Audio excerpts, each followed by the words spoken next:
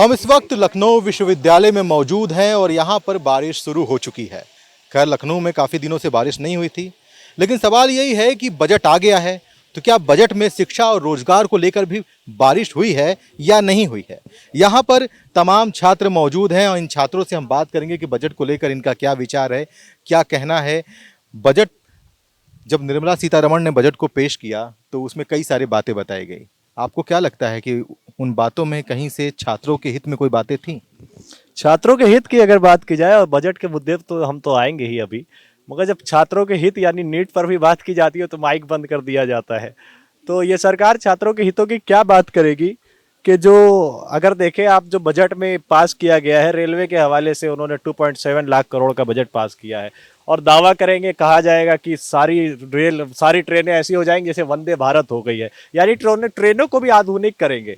फिर आप आगे जाके देखेंगे तो आप खुद देख लीजिए, चार बाग स्टेशन पे जाइए, हजारों सैकड़ों लोग आपको दिखेंगे, भेड़ बकरी की तरह आपको ट्रेन में चढ़ते हुए दिखेंगे। जब इन सारी चीजों को देखते हैं और उसके बाद बजट देखते हैं कि इतने लाख करोड़ रुपए बजट हमें रेलवे के नाम पे या फिर शिक्षा के नाम पे या फिर अलग अलग विभाग के नाम पे दिया गया था, तो आखिर ये सारे पैसे कहाँ जा रहे हैं। तो जाहिर सी बात है कोई ना कोई झोल पैदा हो रहा है। ये सिर्फ कागजी दावे हैं कि जो हमें बजट के नाम पर दिखाए जाते हैं। हो सकता है कि इसके जरिए, जैसे अभी आप देख लीजिए कि जिसकी इनकम 3 लाख तक है उसे कोई टैक्स नहीं देना पड़ेगा, फिर उसके ऊपर जो 7 से 10 लाख है उसके 5% टैक्स देना पड़ेगा। तो इसके कहने का साफ साफ मतलब ये है कि सरकार कहना चाह रही है कि अगर टैक्स से बचना चाहते हो तो कम कमाओ। और फिर उसके बाद सरकार ये भी बात कह रही है कि हम भारत में किसी को गरीब नहीं रहने देंगे। शिक्षा को लेकर बजट में कहा गया है कि हायर एजुकेशन के लिए 10 लाख तक का लोन दिया जाएगा। हायर एजुकेशन के लिए 10 लाख तक का लोन दिया जाएगा, वो ठीक है, कोई बात नहीं। देखिए, उत्तर प्रदेश में कृषि मंत्री है सूर्य प्रताप शाही जी, उन्होंने अभी कुछ दिन पहले एक बयान दिया था। छात्र है, जाहिर सी बात है शहरों में निकल के जाएगा अपनी शिक्षा पूरा करने के लिए। हम लखनऊ विश्वविद्यालय में पढ़ रहे हैं, छात्र हम गाजीपुर के रहने वाले हैं, लखनऊ में आकर पढ़ रहे हैं, आकर कमरा लेकर रह रहे हैं। कृषि मंत्री जी बयान देते हैं कि पूरे प्रदेश भर में कहीं 100 रुपये के ऊपर दाल नहीं है। जब पत्रकार महोदय लोग, वो देवरिया के रहने वाले हैं मूल रूप से, जब पत्रकार महोदय देवरिया पहुंचते हैं और उनके घर से मात्र 100 मीटर दूर एक किराना दुकान में पहुंचते हैं और पता लगाते हैं दाल की कीमत 180 रुपये है, कुछ दालों की कीमत 210 रुपये थी। तो ऐसे बयानबाजियों के में बयानबाजी में फंसाने वाले ये लोग मंत्री जी लोग हैं। रही बात शिक्षा की, जिस प्रकार सेल्फ फाइनेंसेस कोर्सेज को बढ़ाया जा रहा है, आम छात्रों का पढ़ना मुश्किल हो गया है। छात्रों को इस पर ध्यान देना, मंत्री लोगों को इस पर ध्यान देना चाहिए, कैसे छात्र पढ़े, कैसे। अब तक स्कॉलरशिप नहीं मिली है लड़कों को, अब तक पिछली साल के आवेदन किए छात्रों को क्या मामला कि फंड खत्म हो गया, छात्र पढ़ना मुश्किल हो गया है। स्कॉलरशिप में वृद्धि हो, रहने के लिए जो अनाज पानी है, कृषि मंत्री जैसे बयान देते हैं 100 रुपये की कम ही दाल है, जब पता चलता है कि महंगी दालें हैं, खाने पीने की व्यवस्था सस्ती करी जाए, छात्र खाने पीने की व्यवस्था सस्ती करी जाए, क्योंकि बहुत सारे छात्र जो हैं बाहर से आके बड़े शहरों में यूनिवर्सिटीज़ में पढ़ाई करते हैं, किराए पर रहते हैं, तो बाहर से खाने का सामान भी खरीदते हैं। लेकिन बात शिक्षा रोजगार को लेकर है, छात्रों से जुड़ा हुआ मुद्दा है, बजट की बात हुई है। बजट में क्या लगता है कि सरकार ने छात्र हित में क्या चीज़ें की हैं? देखिए, बजट के ऊपर मैं अदम गोडवी जी की एक लाइन याद आ रही है। तुम्हारी फाइलों में गांव के मौसम गुलाबी हैं, तुम्हारी फाइलों में गांव के मौसम गुलाबी हैं, मगर ये आंकड़े झूठे हैं, दावे किताबी हैं। और ये कोई पहला बजट नहीं है भारतीय जनता पार्टी का। लगातार जिस तरीके से हम पढ़े लिखे नौजवान युवा हैं, फीस में लगातार जब वृद्धि हो रही है, लगातार शिक्षा का व्यवसायीकरण किया जा रहा है, क्या है, शिक्षा पे लगातार बजट घटा रहे हैं, विश्वविद्यालयों का निजीकरण किया जा रहा है, जिससे गांव गरीब किसान मजदूर का लड़का शिक्षा अर्जित ना कर सके। जिस तरीके से किसानों की स्थिति बदहाल है, क्योंकि हम लोग कृषक परिवार से आते हैं, जिस तरीके से ट्रेनों में हादसे हो रहे हैं, लगातार इस पे बजट नहीं बढ़ाया जा रहा है। तो कहीं ना कहीं ये बजट फिर से एक बार देशवासियों को निराश किया है। इस बजट में जन कल्याण के लिए कुछ नहीं है। इस बजट में जन कल्याण के लिए कुछ नहीं है, लेकिन सरकार तो ये कह रही है कि बजट में स्किल डेवलपमेंट की बात की जा रही है। जी, स्किल डेवलपमेंट मैंने देखा। स्किल डेवलपमेंट मतलब बस ये नहीं होता है कि हम रोजगार मेला लगा दें। स्किल डेवलपमेंट मतलब छात्रों की बात की जाए। छात्रों की बात करें तो अगर बजट कहाँ बढ़ाया गया, 2024 पहले जो था 2023 वाला बजट 24 में भी सेम है। और किसानों की बात करें अगर, तो उसमें बस 0.2% की वृद्धि हुई है। किसान के बारे में कोई नहीं सरकार सोच रही है। भाजपा सरकार किसानों के बारे में नहीं सोच रही है। अभी देखा जाए तो दुकानों पे दाल चावल गेहूँ जो है ये बहुत महंगे मिलते हैं, लेकिन अभी हम अगर बेचने जाएँ उसको तो 18 रुपये किलो चावल बिकेगा और 20 रुपये किलो गेहूँ बिकेगा। वही गेहूँ जाके स्टोर कर लिया जाएगा मोदी जी के ठेकेदारों के द्वारा, और उसको फिर ऑफ सीजन में देखिए प्याज की कीमत देख लीजिए।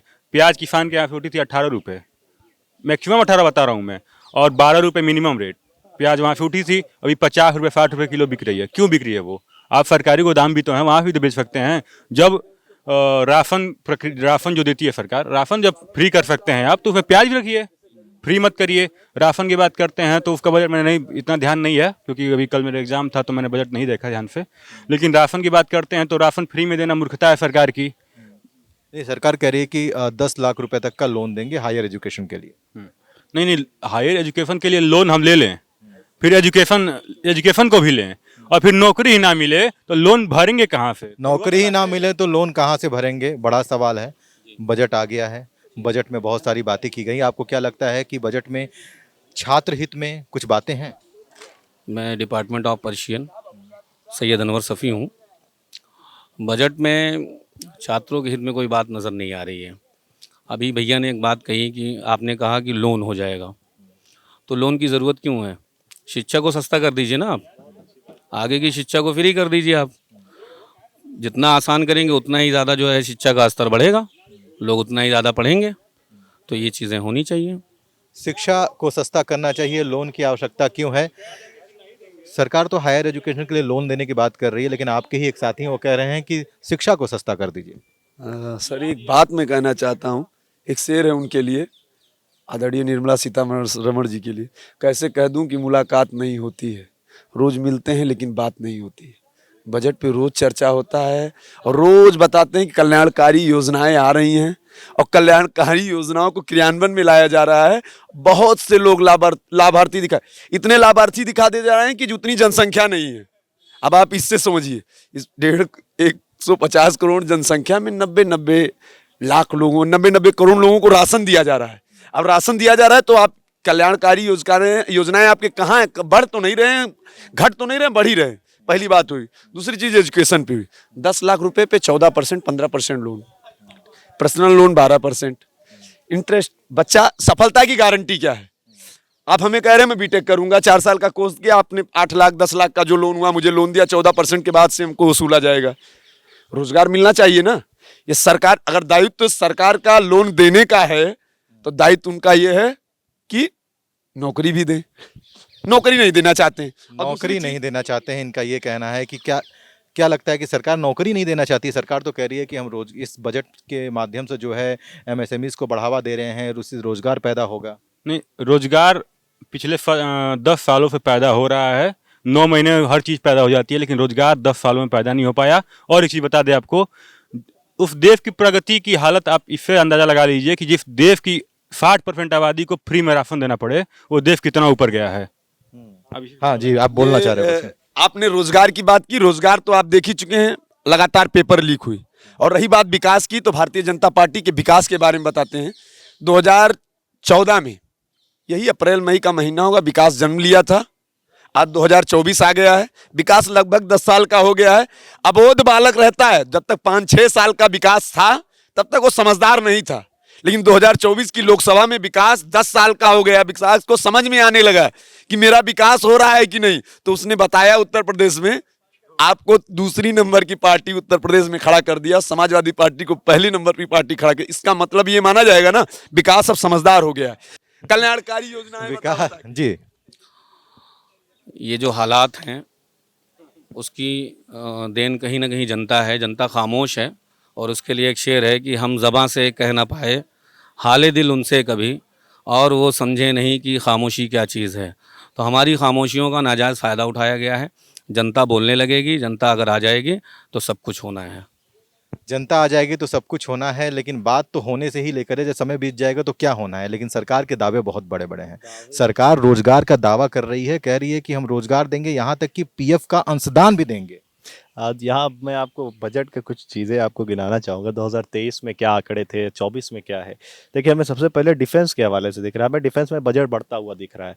इस बार डिफेंस में हमें 6.2 लाख करोड़ का बजट दिया गया है और पिछली बार था 5.94 लाख करोड़ दिया गया था। अब ये इधर अगर हम गौर करें, 6.2 लाख करोड़ हमें बजट दिख रहा है डिफेंस में, और दूसरी तरफ हम इधर देखें कि अग्निवीर के नाम पे शहीद हो रहे हैं लोग, जवान हमारे जान दे रहे हैं, मगर क्या हो रहा है, उन्हें शहीद नहीं कहा जाएगा। अगर वो इस दुनिया से जा रहे हैं, देश की सेवा करते हुए जा रहे हैं, तो उन्हें कोई राशि नहीं दी जाएगी मदद के तौर पे। और हमें यहाँ फंड क्या दिखाया जा रहा है कि 6.2 लाख करोड़ रुपए हमने किसको दिया है, डिफेंस को दिया है। अब उसके आगे जाए तो रोड एंड ट्रांसपोर्ट हाईवे, इसके बारे में देखें तो इस बार भी हमें कुछ बजट इसमें बढ़ता हुआ दिखाई दिया है। पिछले साल हमें 2023 में 2.7 लाख करोड़ था, इस बार हमें 2.78 लाख करोड़ दिखाई दे रहा है, यानी ये सड़क और हाईवे के नाम पे। अब अगर आगे जाइए, आप यहाँ से निकलिएगा और दूसरे शहरों का रुख कीजिएगा, आपको नज़र नहीं आएगा कि सड़क में गड्ढा है या गड्ढे में सड़क है। आपके कमर तक पानी नज़र आएंगे, इतने पानी नज़र आएंगे कि आप उसमें धान की रोपाई कर सकते हैं। तो आखिर ये टैक्स के ये सब पैसे कहाँ जा रहे हैं। और फिर सबसे लास्ट में देखिए क्या दिखाई दे रहा है, ministry of agriculture and farmers welfare, उसमें भी बजट हमें बढ़ता हुआ दिखाई दे रहा है। पिछली बार हमें 1.25 लाख करोड़ था, इस बार हमें 1.27 लाख करोड़ दिखाई दे रहा है। मगर फिर भी हम ये देख रहे हैं कि जो किसानों के लिए बजट मुकर्रर किया जा रहा है, उसके बाद हम दिल्ली के ऊपर नज़र कर रहे हैं, तो वही किसान के जिन्हें मारा जा रहा है, जिनके ऊपर कोई गौर नहीं किया जा रहा है। आखिर ये पैसे बजट के कहाँ जा रहे हैं। बजट के पैसे कहाँ जा रहे हैं, लोगों का ये कहना है। बजट में तो कुछ बातें और भी हुई हैं, जैसे पहले शेयर मार्केट पे टैक्स नहीं लगता था, अब शेयर मार्केट में जो ट्रेडिंग करते हैं उन्हें भी टैक्स देना पड़ेगा। गोल्ड यदि आप बेचते हैं तो आपको टैक्स देना पड़ेगा। कुछ नई बातें इस बार बजट में आई हैं, इसको लेकर क्या कहना है। जिस तरह से गोल्ड को लेकर या शेयर मार्केट को लेकर बहुत सारे लोग कह रहे थे कि बहुत सारे गरीब परिवार ऐसे होते हैं कि वो गोल्ड में सेविंग करते हैं और बच्चों को पढ़ाना होता है तो उसी गोल्ड को तुरंत बेच देते हैं क्योंकि तुरंत पैसे मिल जाते हैं। अब वो सोना बेचने जाएंगे तो उन्हें टैक्स देना पड़ेगा। तो इसमें बुराई क्या है? अगर कोई अपने फ्यूचर के लिए, अपने बच्चों के लिए कुछ सोच रहा है तो इसमें बुराई तो कुछ है नहीं। और जहाँ तक हालात के उनको देखने के बाद ये अंदाज़ा हो रहा है कि ज़िंदगी दिन ब दिन बद से बदतरीन होती जा रही है और हालात जो है बहुत दिन ब दिन ख़राब होते जा रहे हैं। अगर यही हालात रहे तो लोगों का जीना मुश्किल हो जाएगा। अगर यही हालात रहे तो लोगों का जीना मुश्किल हो जाएगा। हम लखनऊ विश्वविद्यालय में थे, यहाँ तमाम छात्र थे जो यहाँ पढ़ाई करते हैं। इनका संबंध किसी भी संगठन से नहीं है। ये वो छात्र हैं जो सामान्य रूप से अपनी बातों को मीडिया के सामने रख रहे हैं। इनकी बातों से यही समझ में आ रहा है कि वो सरकार की कुछ योजनाओं से खुश नहीं है। लखनऊ से वीडियो जर्नलिस्ट सऊद अंसारी के साथ मैं अभिनेंद्र।